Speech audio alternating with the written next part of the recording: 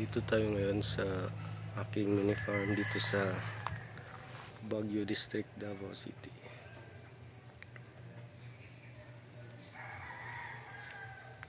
Yan po tayo ngayon dito, kakao.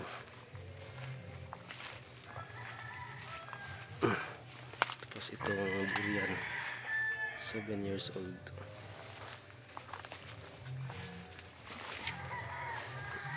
Ito po yung ano natin, Musang King. Kaso medyo malapit siya sa puyat durian natin, kaya ito transfer natin to sa medyo malayo.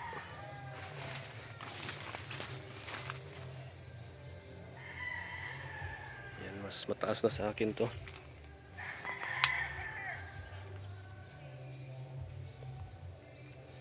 Ang problema, paano kaya to transfer natin?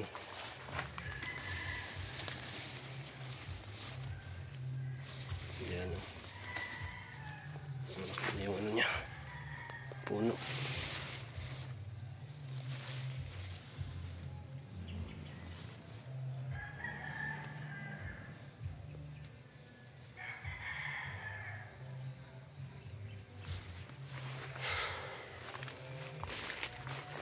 Ito pa yung isang puyat natin. Ito yung pinakamalaki, 7 years old na rin to.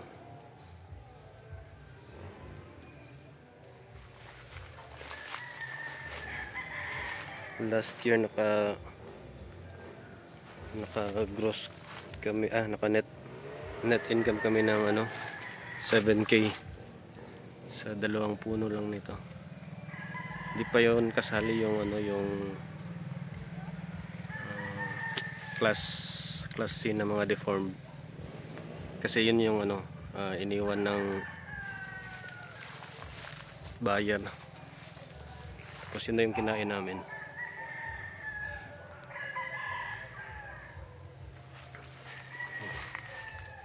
Malaki yan,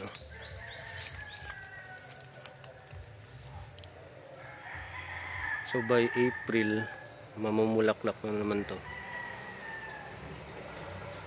Tapos harvest siya sa August, September. April, May, parang May pa na. May siya mamumulaklak.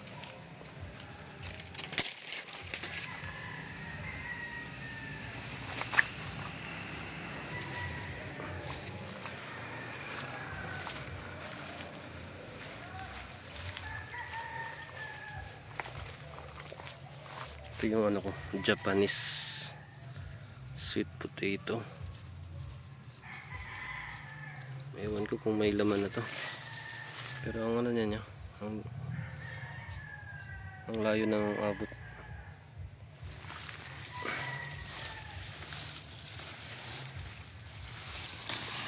Tingnan natin kung may laman.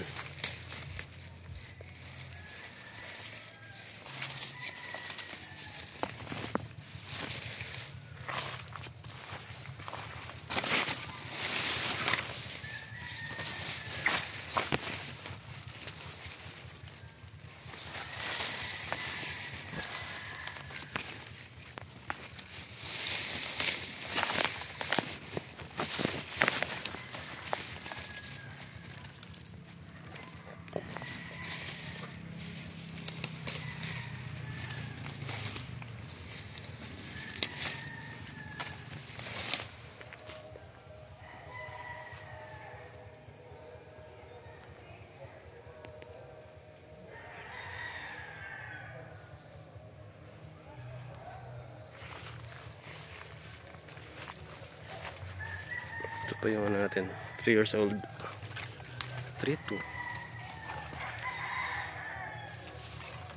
Puyat. Tapos yung natin, 4 years old. Puyat din. Ito. 4 din to.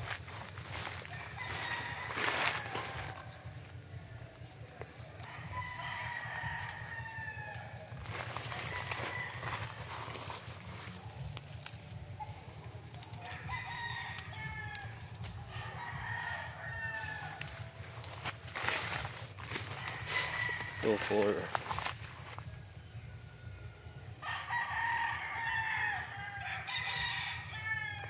Ito yung mga una kong mga tinanim. Pandemic era. Kasi nabili namin tong 1,000 square meter na lupa dito sa Baguio District 2019. Tapos ito yung mga puno dito nung pagbili namin, yung mga 7 years old. Pero hindi ako sure, baka 7 or 10 na to, 10 years old. Kasi 2019 na namin nabili. Mga ano na nga to, mga 10 years old.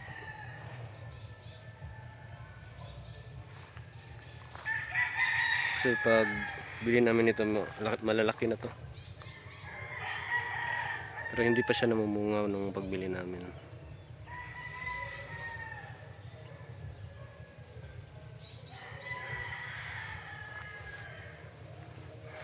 Ito yung puno na maraming bunga nung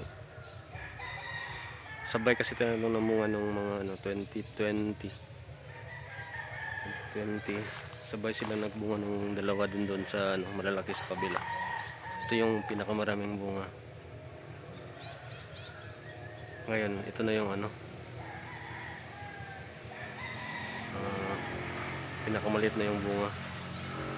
Naman ko baka kulang nito ng kasi parang may siya. Parang nagka-crack niya dati. Ito. Pero na siya, naghilom na siya.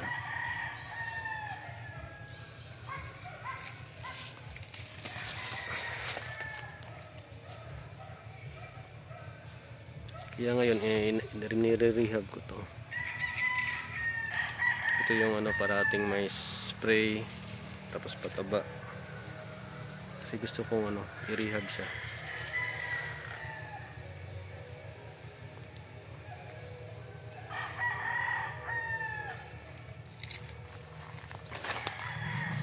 Ito yung pinakamalaki, sabi ko kanina.